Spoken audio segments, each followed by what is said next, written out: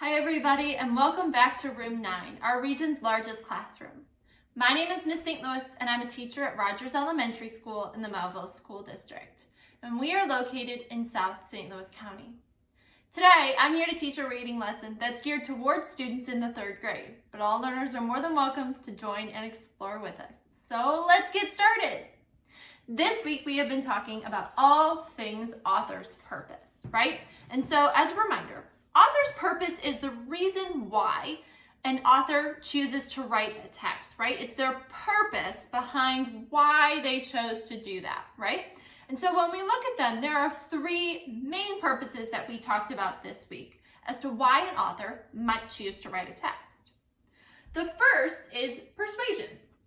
So it's when the author is trying to get you to do or try something, right? They're either trying to get you to continue on with the beliefs that you already have or change your mind and change your opinion, kind of come over to their side.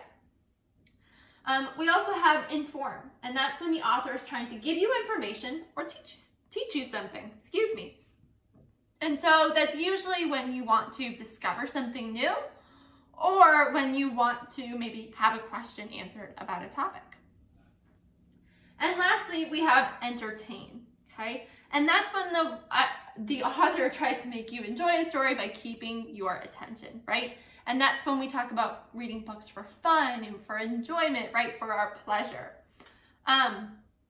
So some examples, right? When we're being persuaded, right? We might be asked to buy something or do something, right? We talked a lot about how commercials and ads, right, are persuasive pieces of writing. Informational texts are things like textbooks and some of those nonfiction teaching books. And our entertainment, right, are some of those fiction stories and poetry that we read. So when we talk about author's purpose, right, everyone has a reason for their writing. And so when we look at a text and we're trying to identify, what is the author's purpose? We have to first look at the main idea, right? What is this book all about, right? And then we have to think and ask ourselves, what did the author want me to think about while I was reading this book? What did the author want me to feel while I was reading this book? Did they want me to know something or learn something while I was reading, right? Asking ourselves those questions can kind of help us to formulate, this is why the author wrote this book, right? This is their purpose behind their writing, right? So some other questions we can ask ourselves are, what was the author trying to accomplish, right? What was their end goal in writing this book? Did they want me to laugh? Did they want me to cry? Did they want me to learn something? Did they want me to go out and do something in my world, right? There's a reason why authors write books, right? And why they enjoy their writing so much, right? Because it can have an effect on people. There wouldn't be any reason for them to write if it wasn't something that was going to have an effect on us. So be thinking about that as we're looking at texts and as we're looking at a text today to figure out why exactly was it written. But before we dive into our book of the day, I'm going to give you some examples of some pieces of text, and you're going to tell me, are those written to persuade, to inform, or to entertain? Are you ready to put your newfound knowledge to the test? All right, let's go. Ooh. First one, a book about how to make apple pie. A book about how to make apple pie. Which one do you think this is? Why do you think the author wrote this book?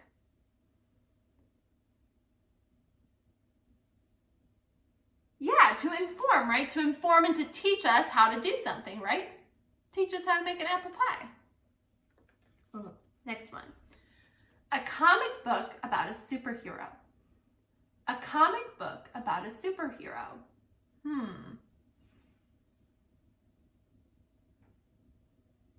Very good, to entertain, absolutely. Ooh, next one, a toy commercial. A toy commercial. Absolutely, that is persuasion, right? They want us to buy that toy.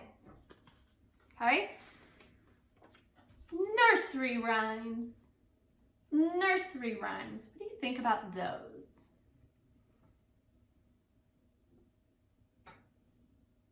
Yes, entertainment, absolutely. Next up, a biography about Dolly Parton. A biography about Dolly Parton.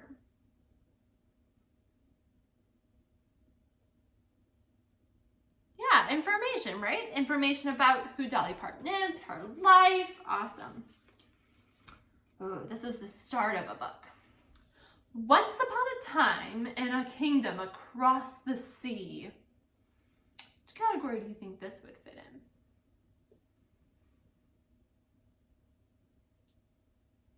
Absolutely, that's entertainment, right? That's the beginning of a pretty good story, if you ask me. I'd love to read the end of that. A newspaper article. Yeah, this one's a little tricky. Some of you out there are saying persuade, and some of you are saying inform, and you're both kind of right. It depends on the newspaper article, right? Some newspaper articles might be written to persuade us to think or feel a certain way, whereas others might be written just to give us information. So that's kind of a case-by-case basis where we have to think. All right, next up. A movie review. A movie review. What do you think? Yeah, probably persuasion, right? They're either going to tell us this movie was really, really good or this movie was awful, right? They're going to try and get us to feel a certain way. Maybe we should see it, maybe we shouldn't. All right. A brochure about a new workout class. A brochure about a new workout class.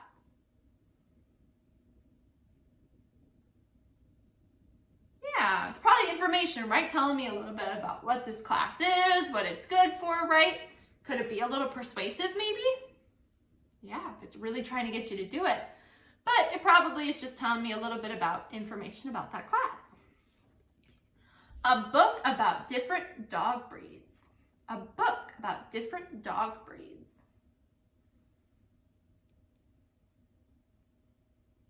Yeah, that's informational, right? It's telling me, right, about these different breeds, about what they look like, maybe what their favorite things are, where they're from. Absolutely. A commercial for a political candidate. A commercial for a political candidate. Absolutely, that's persuasion, right? They want me to feel a certain way or vote for a certain person. Absolutely. And last but not least, a book of poetry.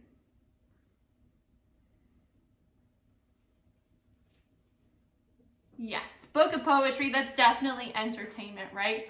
It's definitely something that they want to keep us entertained. Excellent job, boys and girls. Give yourself a pat on the back. You guys knocked that out of the park. I really can tell that you guys are starting to think about why authors are writing certain texts and which texts fall into which categories. So, are you ready to read a book today? Let's go. All right, so let's dive into today's book.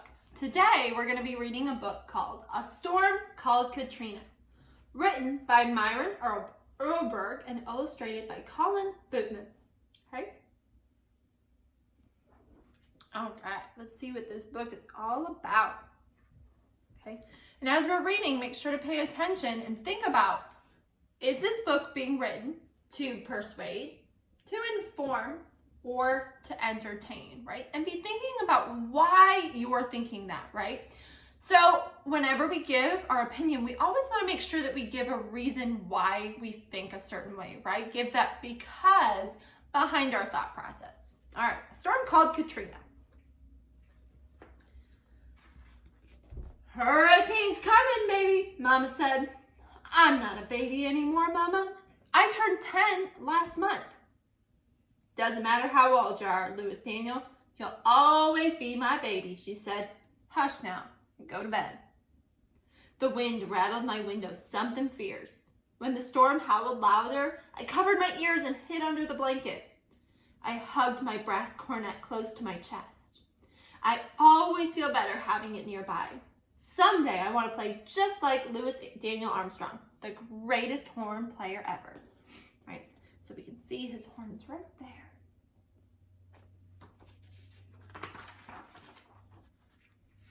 In the morning, I saw that the storm had blown down our big oak tree with the tire swing.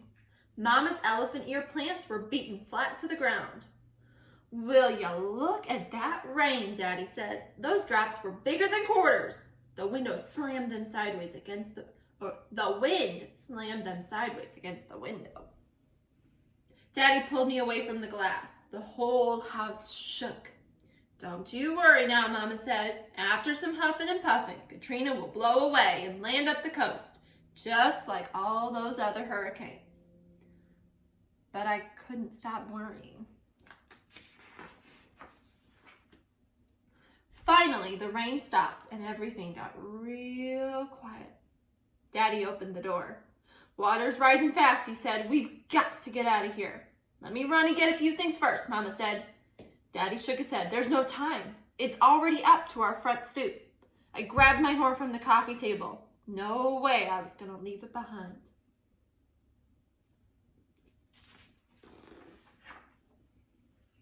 Outside, the world had turned upside down. Our whole block was filling with water.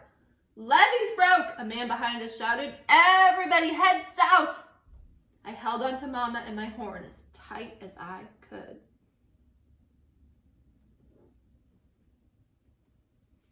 How do you think people are feeling right now?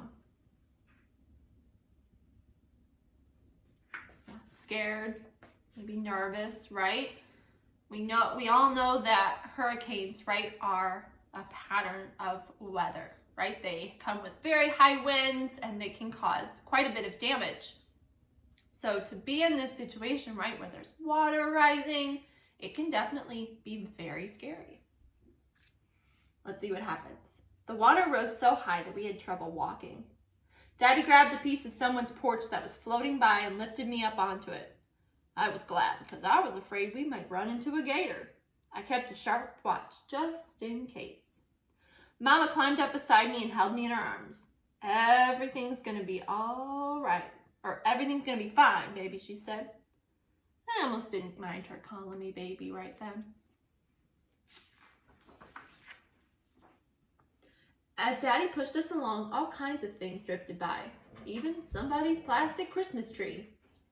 I saw a sad-looking dog standing on a bunch of boards. He had a red ball in his mouth. Daddy, I said, can we take him with us?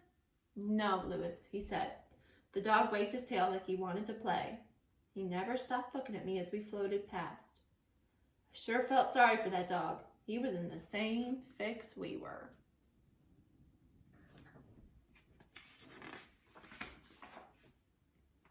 The water was up to Daddy's chest by now. The sky was so blue and bright it hurt my eyes. Daddy pushed the old big piece of porch up one street and down the next. I tried to help by paddling with a broom that I pulled out of the water. A float boat floated by. Got any room for us? Daddy called to the driver. Sorry, the man said. We're full. Please, mister, I said. There's a black and white dog back there. Can you take him? He's not very big. The man didn't answer. The boat just drifted away.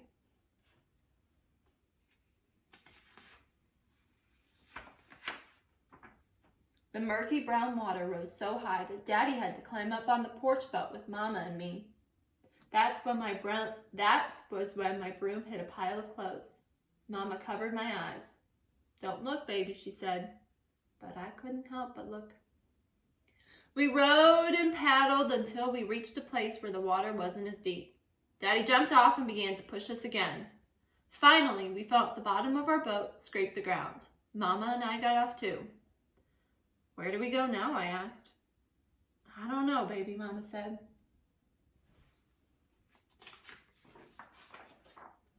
We joined a long line of folks heading towards the Superdome. Everyone said we'd be safe there. When we got closer, I could see that the storm had torn away part of the dome's big white roof.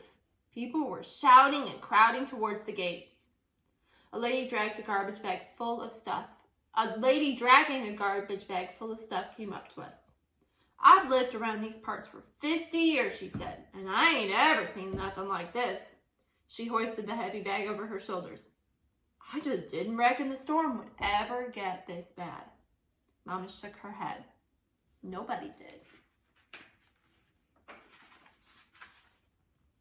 The Superdome was a lot bigger inside than it looked on TV. Sunlight streamed through holes in the roof. Thousands of people were spread all over the place. The air was hot and stinky. Mama, Daddy, and me searched until we found an empty row of seats, then sat down to wait. I was tired and hungry and wished we could go home. I kept thinking about that little black and white dog. I wondered if he was all right.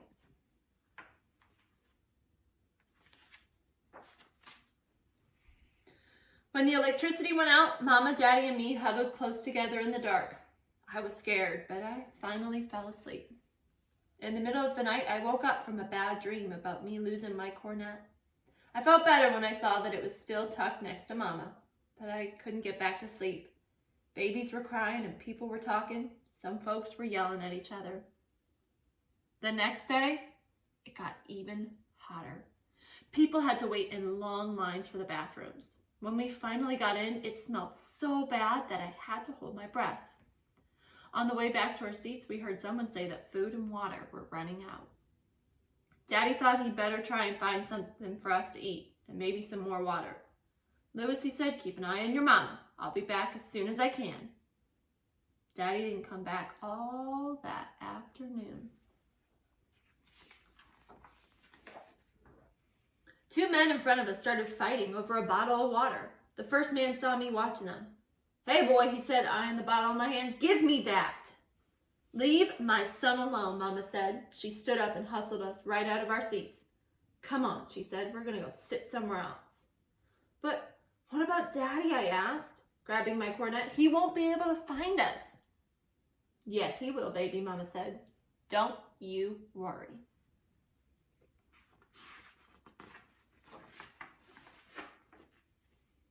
We waited in our new seats, then waited some more. My legs hurt from sitting so long. Mama seemed tired and worried. I looked all around that huge dome. There are too many people crowded in this place, I thought. Daddy'll never find us now. I picked up my cornet and fingered the shiny buttons. That's when I had the idea. "Mama," I said, jumping up, "I'll be right back." "No, baby, you stay right here." "But Mama, I know how to find Daddy." She looked at me hard. "All right, but you come straight back. We're in section 145, row 23. Can you remember that?" I nodded and took off down the stairs.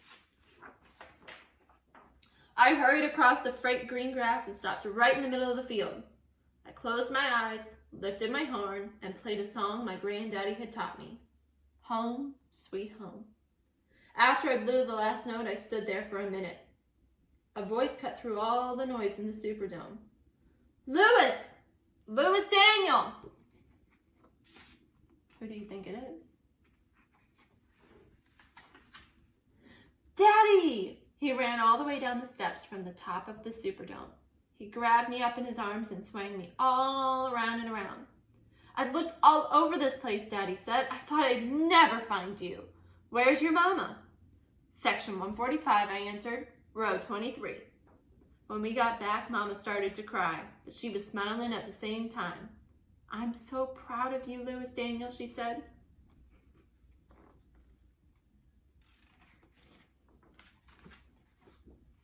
"The buses are here," someone yelled. People pushed and shoved, trying to reach the doors. When we finally stepped outside, it was so bright I had to blink a few times before I could see. And there was that black and white dog wagging his tail at me. "Daddy, look," I cried. "Please, please, can we take him?" "Louis, we can't take a dog with us," he said. "The buses are for people." "Who says we're going on any bus?" Mama said. Daddy looked at her for a long minute. Then he smiled.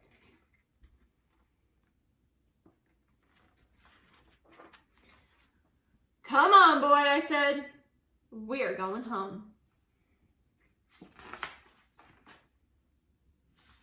And that is the end of that story. So, I want to share with you, or I want to ask you first, before I share my next little piece. Why do you think this book was written? Was it written to persuade, to inform, or to entertain? Can we cross one of these off the list, do you think? Yeah, we know it wasn't written to persuade, right? The author isn't trying to get us to do or try something. So is the author trying to teach us about something? Or give us some information?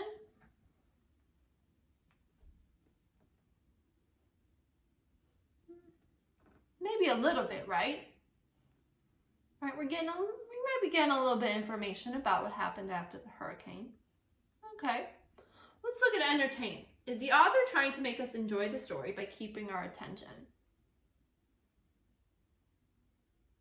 Yeah, right? The author is keeping our attention the whole time we read, right? Whether we're trying to figure out what they're going to do next to be able to stay safe, or wondering if they're going to be able to find Daddy in that big Superdome, right? So they're definitely keeping us entertained. So this book, right, was written with the purpose to entertain, but also written with the purpose a little bit to inform us about what things were like for people after Hurricane Katrina, right?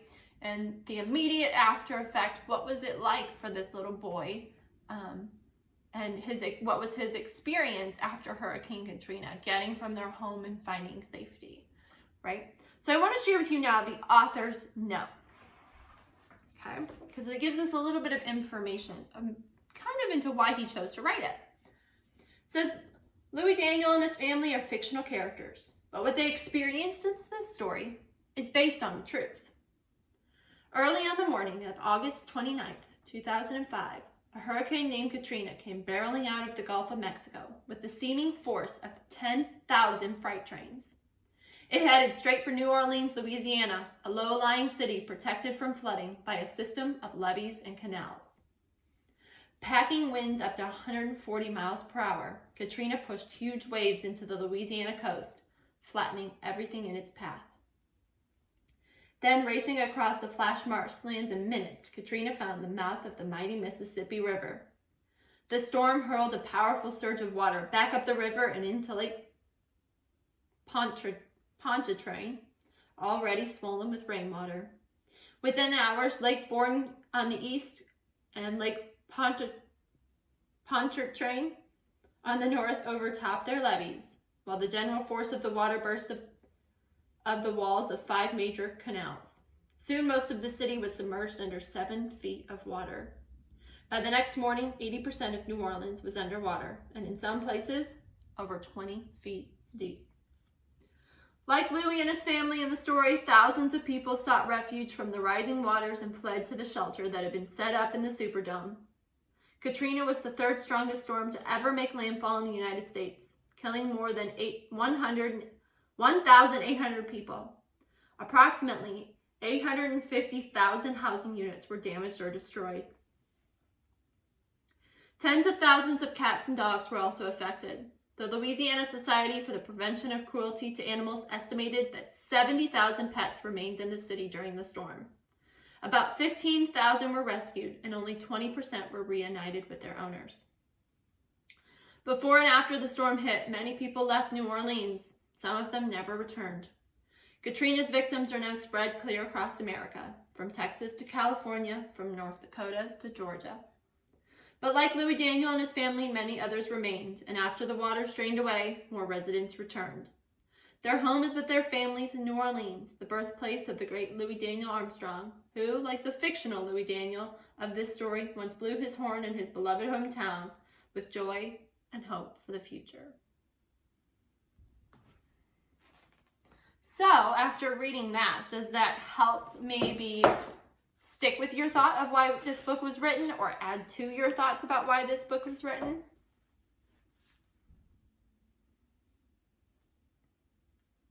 Yeah, so we know it's not a biography, right? We know that this isn't a true story about this little boy. He's a fictional character.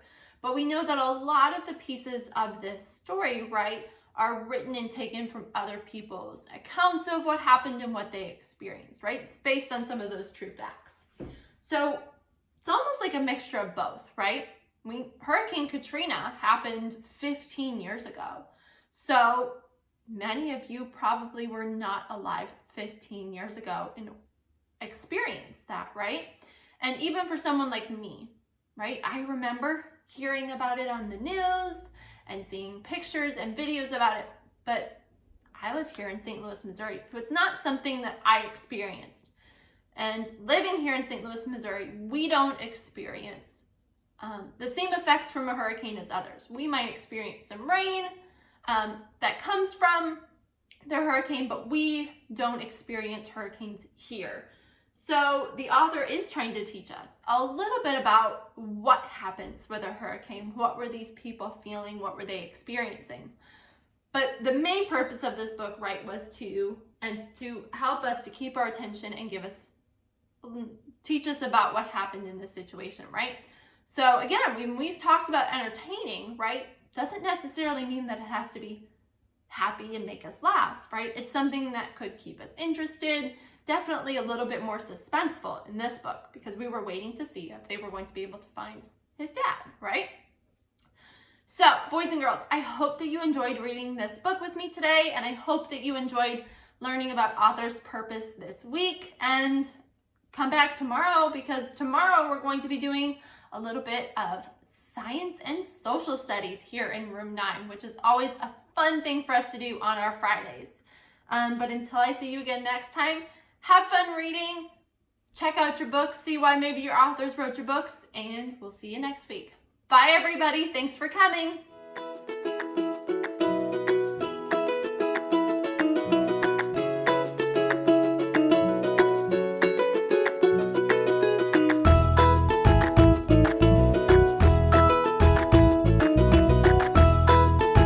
Teaching in Room 9 is made possible with support of Bank of America, Dana Brown Charitable Trust, Emerson, and viewers like you.